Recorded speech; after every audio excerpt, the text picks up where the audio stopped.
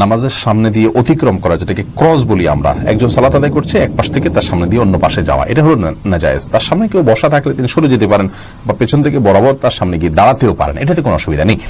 এখন কতটুকু সামনে দিয়ে হাঁটা যাবে, এটার ব্যাখ্যা নিয়ে ওলামা ইকরামের মতো পার্থক্য আছে, কারণ হাদিসে এটার কোনো সীমানা নির্ধারণ করে দেওয়া হয়নি।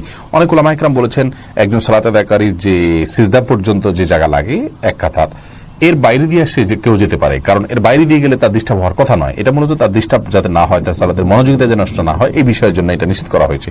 এই জন্য হাদিসে বলা হয়েছে যে এই জন্য আমাদেরকে নিষেধ করা হয়েছে। এই জন্য অনেক ওলামা ইকরাম বলেছেন এক কাতারের পরে হলে সেটা জায়েজ আছে, তার ভেতরে হলে, তার সিজদার এরিয়ার ভিতরে হলে জায়েজ নাই।